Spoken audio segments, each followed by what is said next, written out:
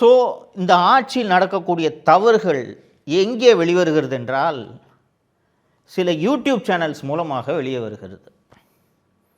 இது போல் சில YouTube channels பேசிகிட்டு இருந்துச்சு. அந்த யூடியூப் சேனல்கள்லாம் கடுமையான தாக்குதல்களுக்கு காவல்துறையை வைத்தே உள்ளாகின. அதில் ஒரு முக்கியமான சேனல் எதுன்னா வார் ரூம் அஃபிஷியல் அப்படின்ற யூடியூப் சேனல். அந்த சேனலை நடத்திட்டு இருக்கிறவரோட பெயர் வந்து வாராகி. இவர் இதுக்கு முன்னாடி இந்தியன் ரிப்போர்ட்டர்னு ஒரு பத்திரிகை நடத்திக்கிட்டு இருந்தார். சென்னை உயர்நீதிமன்றத்தில் பல்வேறு பொதுநல வழக்குகளை தொடுத்தவர் தான் இந்த வாராகி.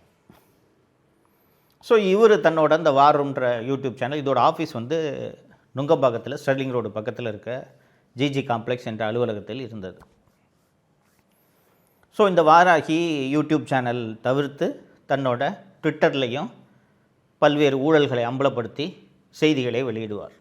இதுபோல் 7/9/2024 முதல் 12/9/2024 வரையிலான அந்த காலகட்டத்தில் மட்டும் பத்திரப்பதிவு துறையில் நடக்கக்கூடிய சில ஊழல்களை பற்றி ஸ்பெசிஃபிக்காக அவர் செய்திகளை வெளியிடுகிறார்.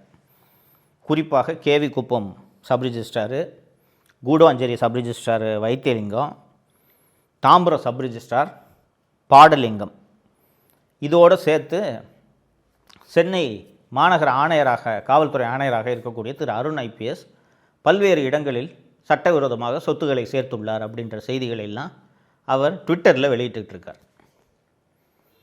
இவர் இந்த செய்திகளெல்லாம் ஊழல் செய்திகளெல்லாம் வெளியிட்டார்ல, இந்த வைத்தியலிங்கம் அப்படின்ற கூடுவாஞ்சேரி சப் ரிஜிஸ்ட்ராரை பற்றி ஒரு ஊழல் குற்றச்சாட்டை ஒரு ட்விட்டரில் வெளியிட்டிருந்தார்னு சொன்னேன்ல. 12/9/2024 அன்னைக்கு அந்த செய்தி, அந்த ஊழல் தொடர்பான செய்தியை ட்விட்டரில் வெளியிடுறாரு.